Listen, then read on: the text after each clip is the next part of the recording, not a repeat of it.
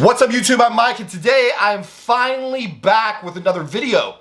As you can tell from the title, this is probably going to be a bit of a victory lap video.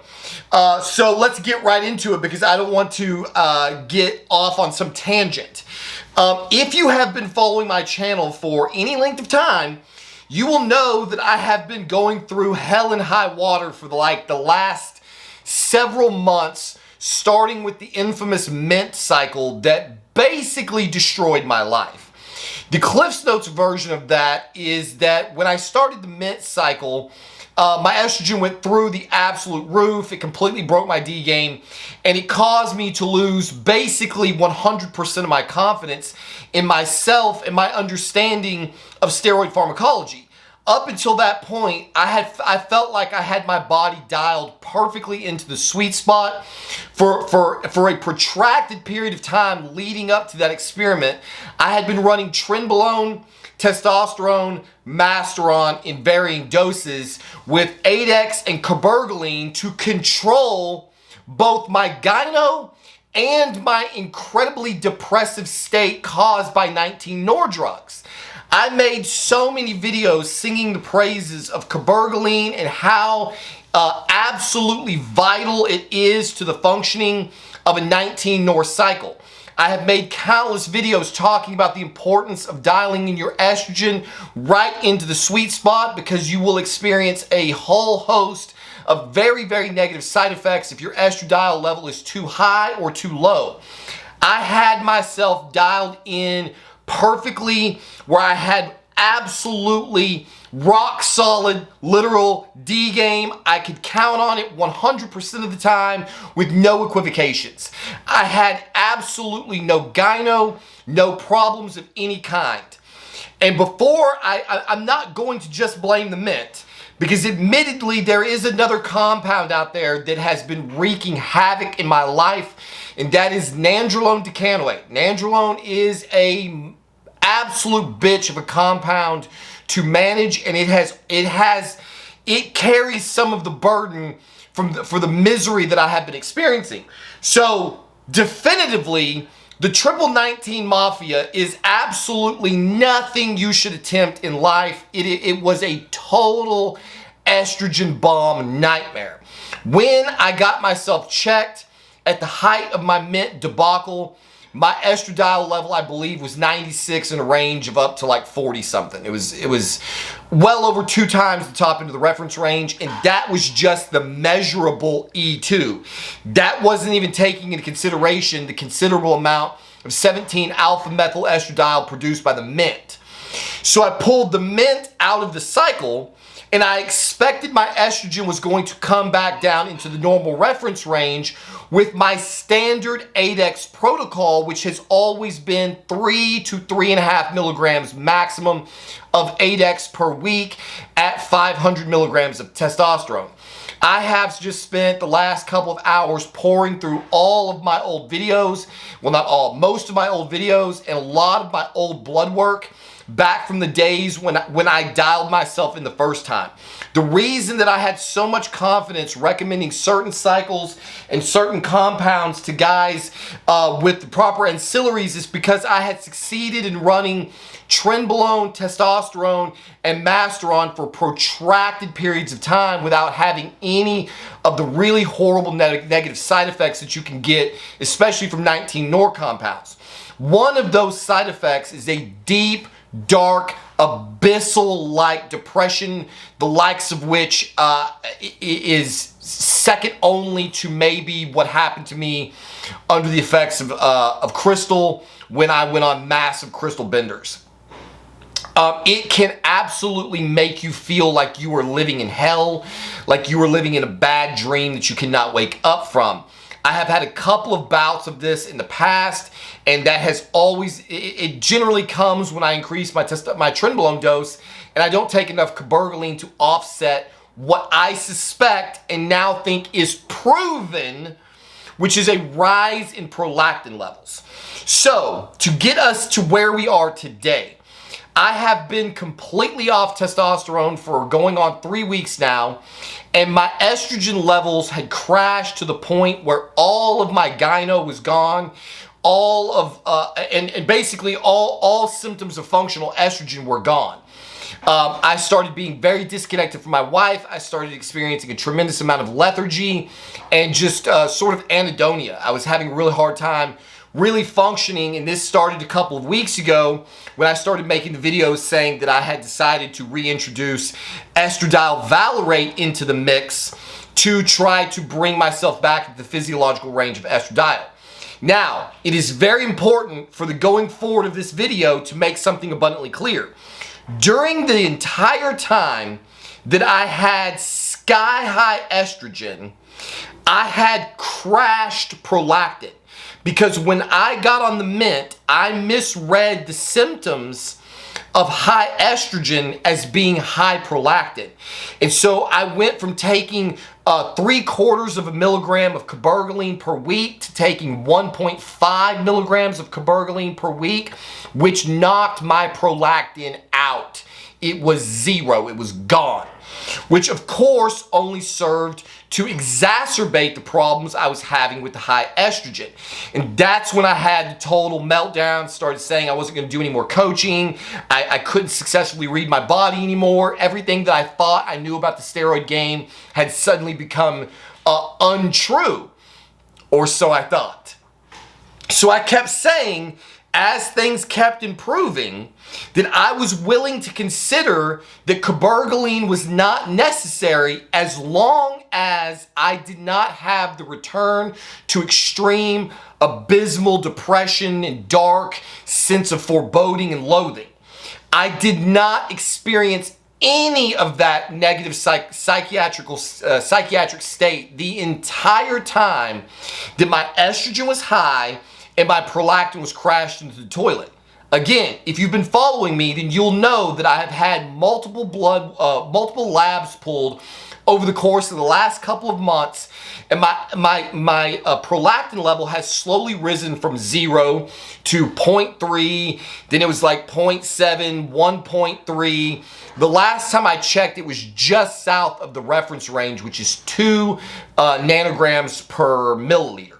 So, and that was like 4 weeks ago or something. I don't remember exactly how long it was. So the last time I checked, my prolactin level was almost back to normal. And up until that point, I had not experienced any of the significant depression type side effects. My estrogen went low, and when it was low, I was not experiencing any of the crushing, horrible depression, although I did start to feel a bit of the downer effect from having low, having low estrogen is a decidedly shitty condition to be in. It caused me to start losing interest in my wife. My wife and I have had a really, really bad week, bad couple of weeks, which is the reason you have not seen a video from me in 6 days. So, about 5 days ago or so, maybe 6, I don't know, I have been experiencing just an absolutely miserable set of affairs for the course of, for at least the last week. I have been experiencing extreme disassociation and dysphoria. Even though I was taking trenbolone in 2 doses a day, I kept experiencing this cracked out feeling at night. Basically, I felt like the guy in Fight Club explains that when he's talking about insomnia, he feels like you can never tell if you're awake. Like, I forget the exact quote now. Basically, it feels like you're living in a nightmare that you cannot wake up from. I could not connect with any human being on this planet. I just felt like there was like a haze between me and everyone. I was struggling to complete thoughts. I was convinced that I had early onset Alzheimer's. If you follow me on Instagram, you've probably seen some of the posts that I made. My wife and I had a gigantic blow-up fight because my stupid ass could just misread a text message and just went berserk thinking that she had said one thing and she'd said basically the polar opposite. I just could not connect with reality in any kind of way. And so the first thing that I did was reintroduce estradiol. which admittedly started to help. Obviously, I think it is conclusive that my estrogen was low. Again, unfortunately, I don't have blood work yet. There will be blood work coming soon, but because I don't want to have, it's like $85 every time I get my estrogen checked, and we're trying to stay within a budget right now. I won't get into our financials, but I'm not spending excessively right now. I've gotten enough estrogen checks in the last 3 months that I'm about tapped out. So when I decided to start reintroducing the estradiol, I pinned 0.2 milligrams as I described in one of my previous videos, and I started feeling sensitivity to my nipples, so it made me panic. So I instead of injecting 0.2 milligrams every 3 days, I waited like 4 days and then started feeling low again. While my nipples felt funny, I was feeling all of the side effects of low estrogen, no energy, no connection to my wife. Like usually I can be a crybaby about a lot of emotional kind of things in the shows that we watch with my daughter, in the deeply connected state that I have with my wife. I have been an absolute zombie. Like you could not extract a tear from me if you tried. I have just been completely checked out of reality in every conceivable way. So, like my wife has said that I don't make eye contact with her. Sex is massively, horribly disconnected. The only person that I have been able to really connect with on any level is my daughter. She's just like the antidote to anything that plagues me. But even then it was a challenge. And so what I've been doing over the course of the past week is that I dropped the estrogen dose down because I decided that I wanted to come up in a slower fashion, because I cannot know how much aromatase expression or aromatase is taking place, aromatization of DECA is occurring. One of the things that I found so interesting when I got off the mint was that I fully expected that my estrogen would come back to the normal into the normal reference range with just 3.5 milligrams of 8X, because that is all that it has ever taken to get me to normal. And when I started dosing the 8X and my estrogen wasn't coming down, I was convinced that I had bad Arimidex. I even made a video bad-mouthing. Thankfully, I pulled the punch. I said, I think what I got from PCT might be underdosed. Thankfully, I found out that it was not. It was just requiring 6 to 7 milligrams of Arimidex to control my estrogen level with 300 milligrams of DECA in the equation. So the DECA and the testosterone combined created an estrogen bomb in my body, the likes of which I have never seen. It is further indicative of why I basically started my mint experiment with 1 foot in the toilet already. Because see, I had assumed that I had my Arimidex dialed in at 3.5.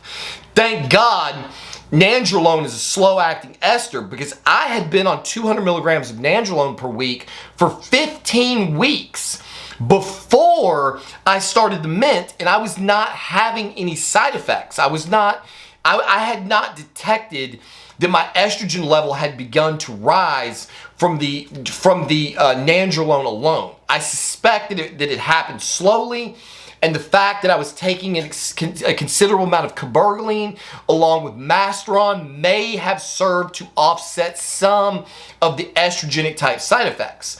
But once we got the mint completely out of the system and I started trying to dose my estrogen back into the range, I found out that it took almost 7 milligrams a week with 200 tests, I think it was 500 tests and 300 DECA.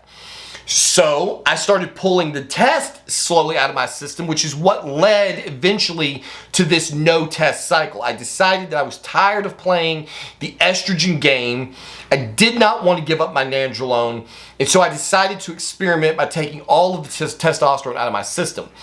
As the testosterone fell out of my system, so did the estrogen, and I started slowly dialing my Arimidex dose back until the point that I was able to go 1 solid week with no 8X of any kind and had 0 gyno issues. It was the best my nipples have felt in a very, very long time.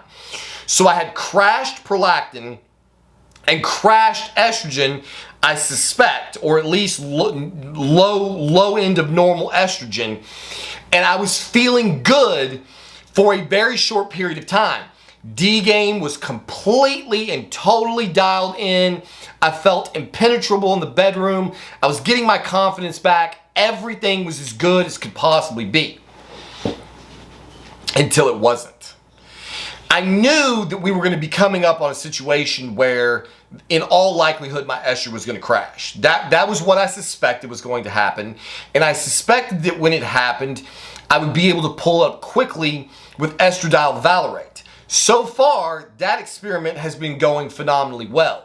So I reintroduced the estradiol valerate at 0.1 milligrams every 2 days. I'm currently taking 0.1 milligrams of estradiol valerate every 2 days and have been on that dose for 6 consecutive days now.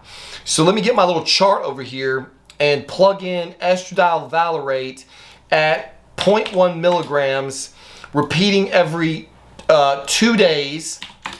And if we had a starting point of 0 picograms per milliliter of estradiol, assuming that the DECA was providing no estrogen at all alongside the HCG, which I do not think is true, but just for the sake of arguments to understand where I'm trying to target here, assuming that I had a 0 picogram per milliliter estradiol level, by pinning 0.1 milligrams every 2 days, after 7 days, which is where I'm at right now, my estradiol level should be peaking at 16 picograms per milliliter, which would put me right smack dab in the middle of most of the testing ranges. The typical range that I see on my blood work is a 10 to like 42 picograms per milliliter. I feel very good at that 16 or 15 to 20 range. I suspect that my actual functional testosterone estradiol level is higher than this because we don't know for certain how much the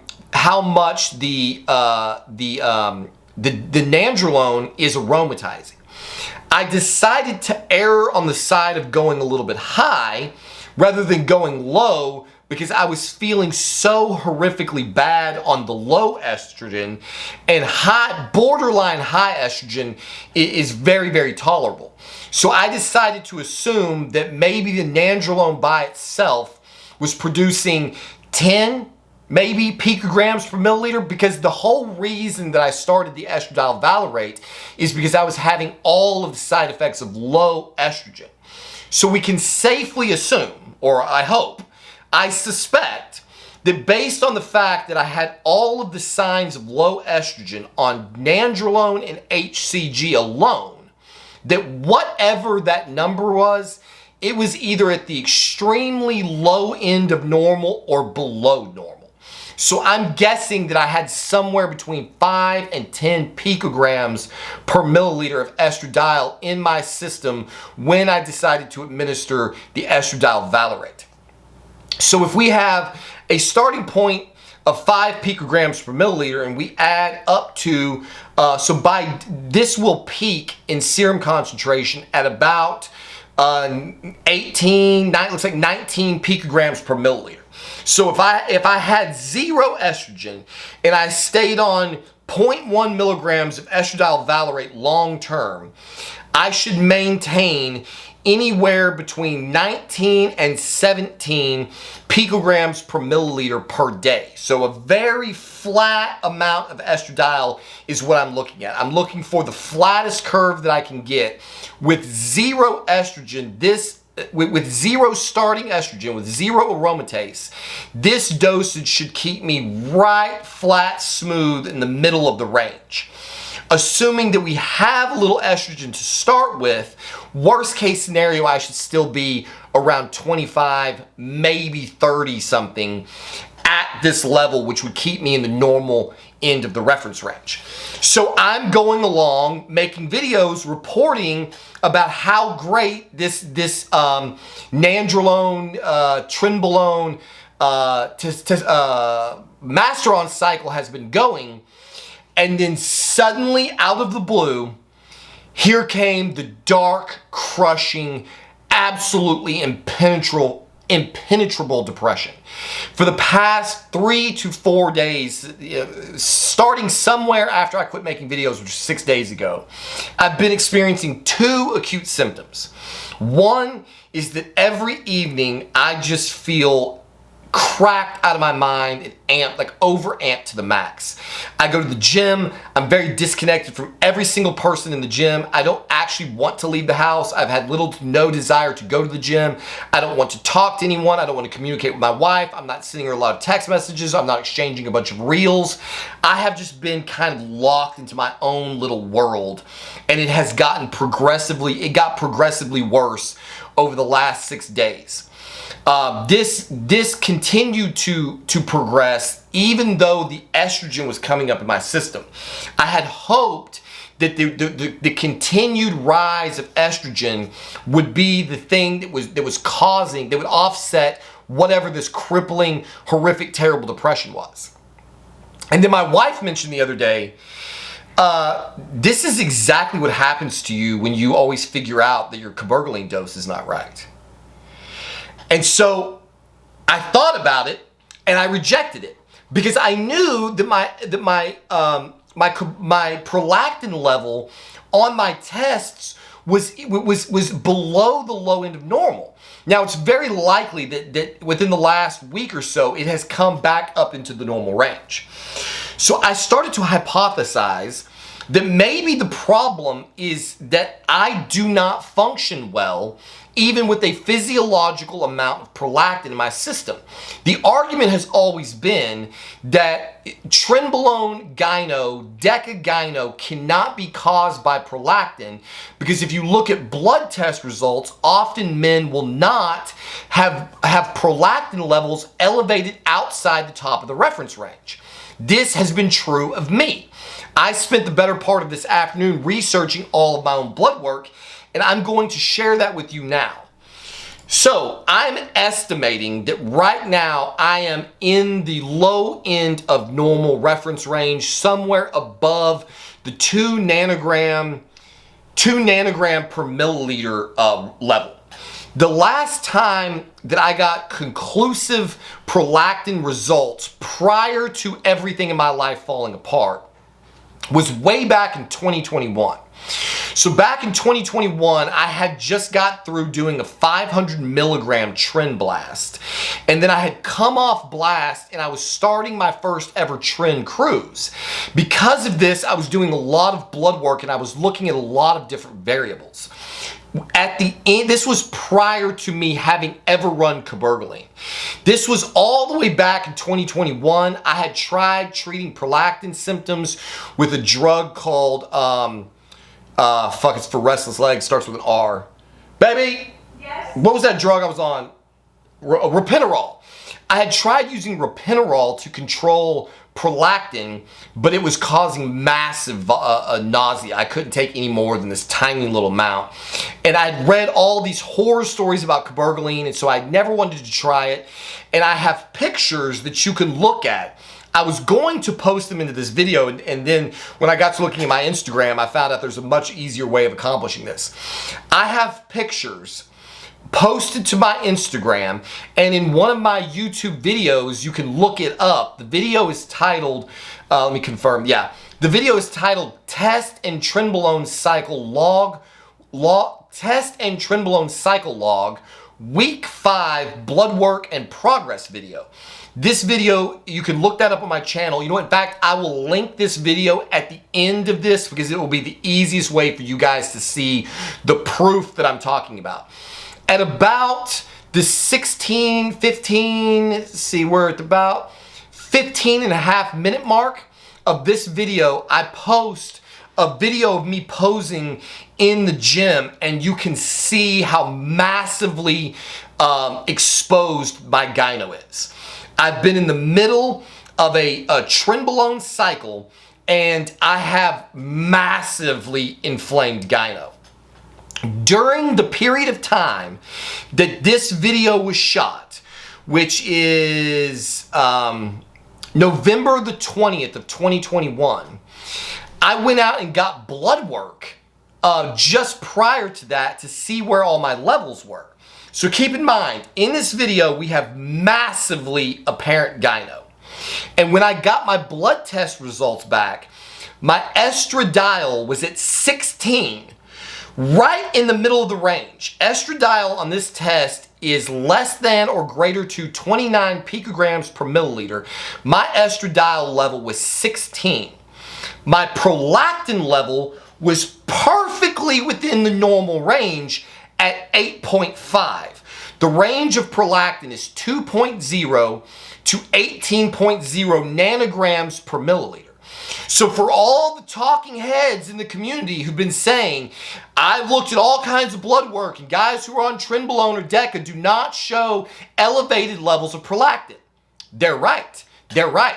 My prolactin is not elevated in this test.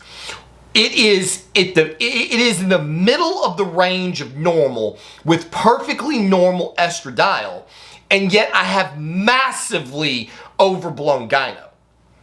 How can that be? Well, let's take a look at what happens.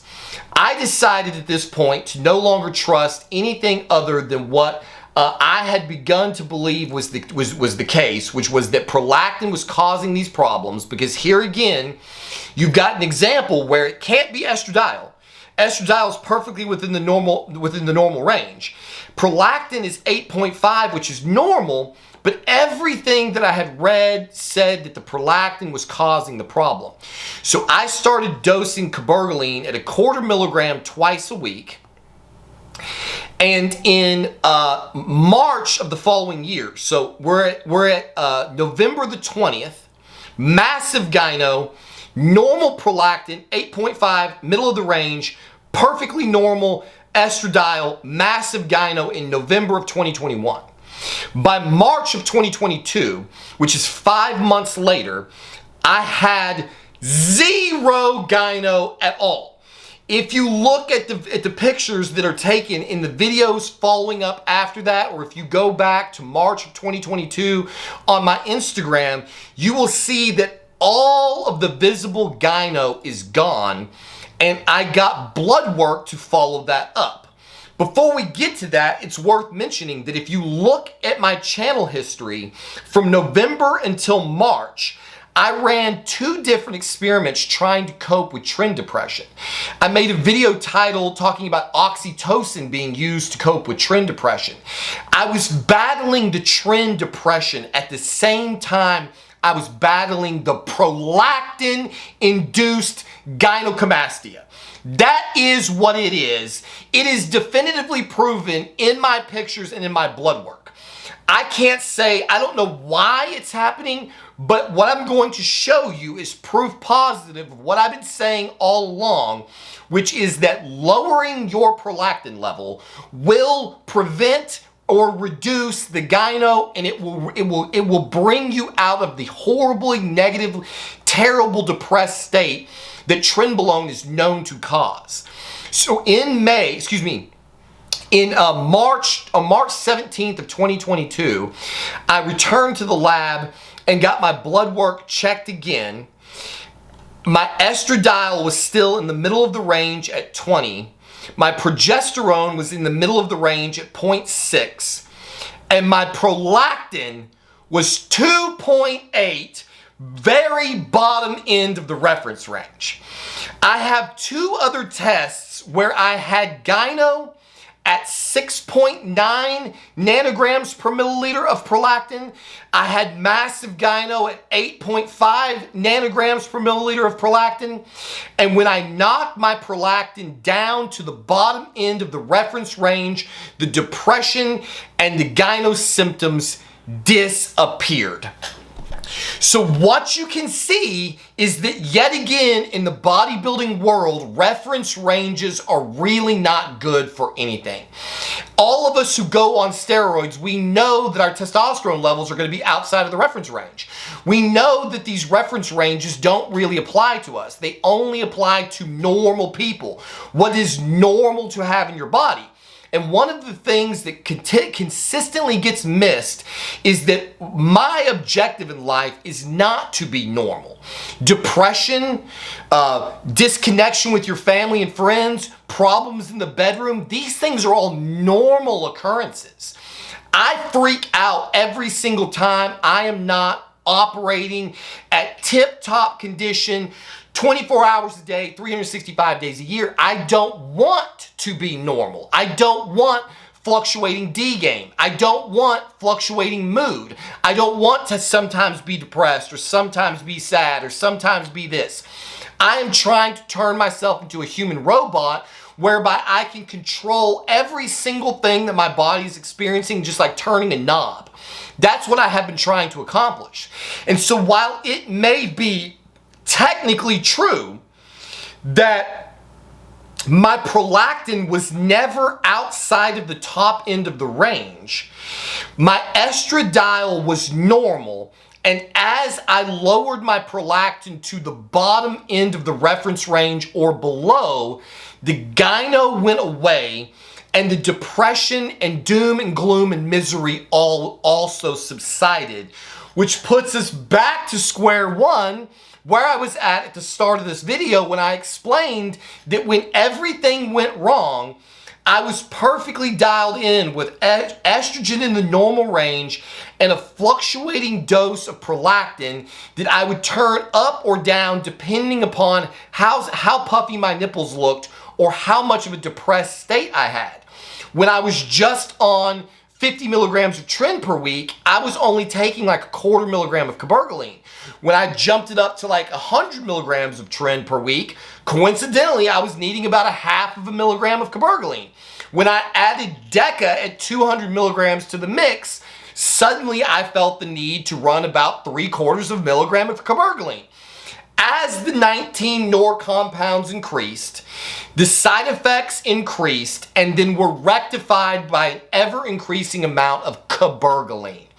Keeping my prolactin at the low end of normal or below has proven time and time again to be the only way of controlling my persistent prolactin and depressed state on 19 NOR drugs. I cannot function any other way. So to all of you guys who are constantly reaching out to me from the audience, Mike, I'm on tren, I got a depression, I'm feeling all effed up, my prolactin is normal. I don't want to tell anyone what to do because I'm still staggered from having felt like I missed the boat.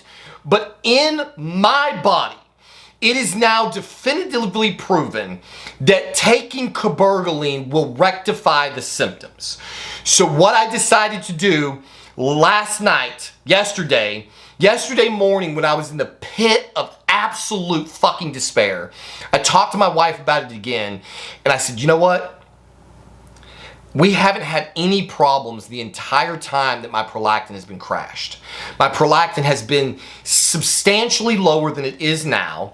I've had substantially higher estrogen than I have now, and we were functioning perfectly fine. I would rather take the risk of knocking my prolactin down too low again, temporarily, by dosing cabergoline to see what will happen. And she was like, do it, fucking do it, let's go. I took 1/4 milligram of cabergoline yesterday early in the afternoon, like around noonish or something. By the time I got to the gym, my wife was like, I don't even know what to do with you. You're a brand, the entire cloud had begun to lift. My gyno symptoms were non-existent. I can't even feel the tissue in my left. On my right, it is about half the size of what it usually is. And I was in the gym last night texting my wife saying, I don't know how this could be true. It's impossible. It's impossible. This cannot be a real thing. How could 6 hours post-ingestion of cabergoline make such a night and day difference? There's no way that this could be true. And so I decided to find out how fast acting is cabergoline. Because if this has to be placebo effect. There's no way that taking one cabergoline and waiting 6 hours could cause me to feel like a totally different person. And what I found is, come on, where's my result from yesterday? After oral ingestion, I don't think this is the one that, where's the result? Sorry, I think I screenshotted it for my wife. Basically what it said was, I think this is it. Here we go.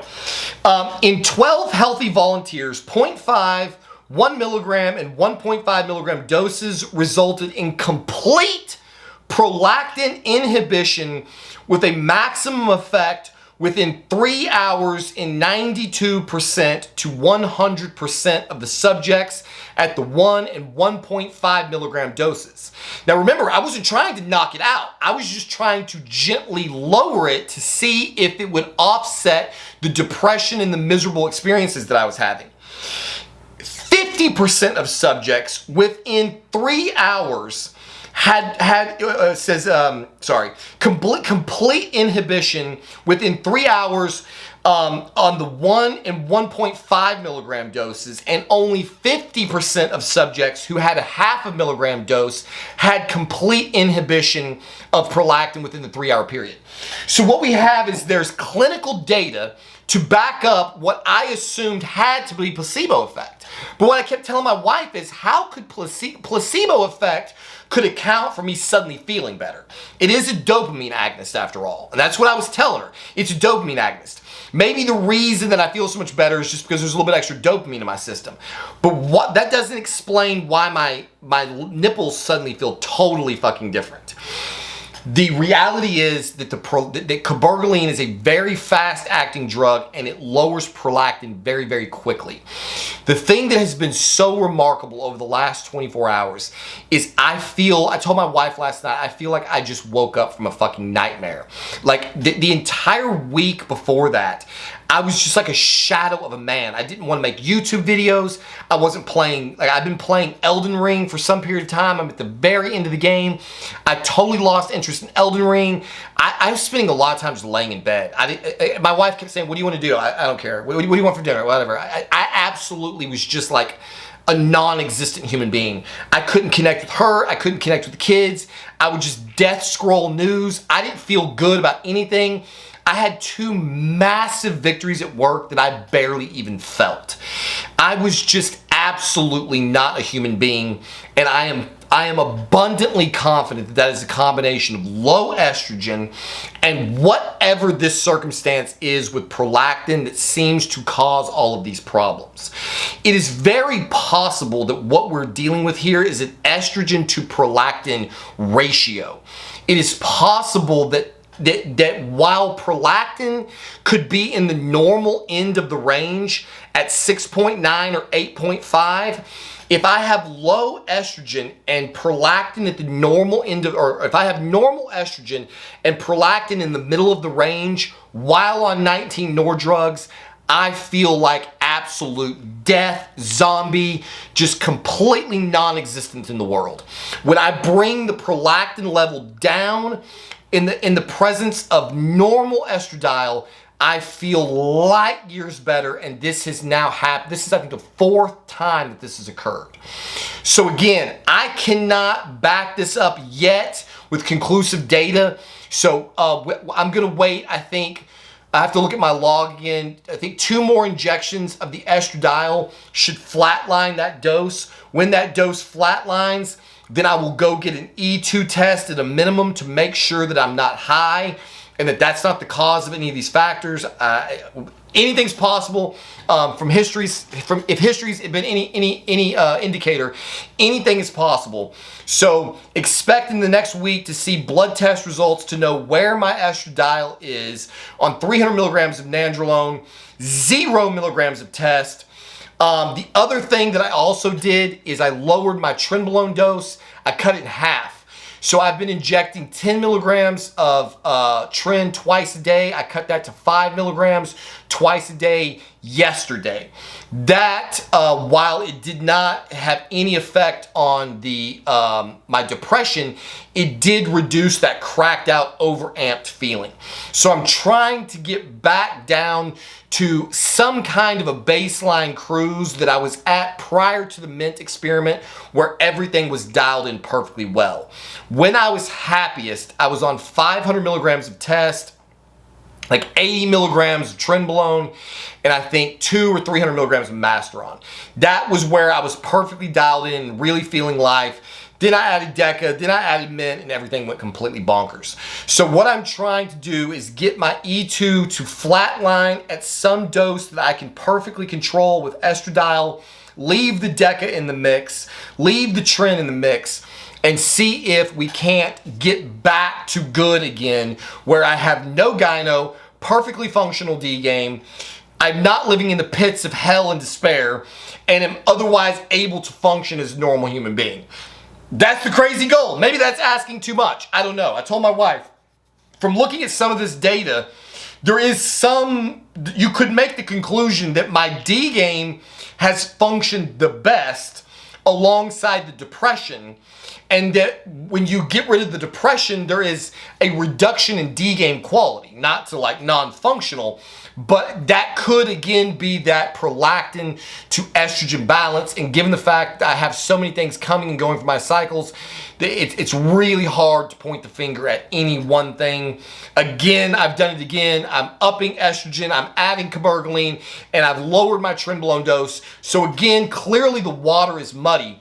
But when you look at the historical data, in my blood work, in my body, and with the evidence that you can see at the end of this video, I have zero visible gyno now with E2 in the range and prolactin in the low end of normal. When you look at the video at the end of this, again, at about the 15.5-minute mark, you will see what I looked like with normal prolactin and E2 dialed into the center of the mark on a trend cycle, and I have massive, puffy, unsightly gyno. The prolactin is the cause. As always, thank you for watching. We'll see you on the next one.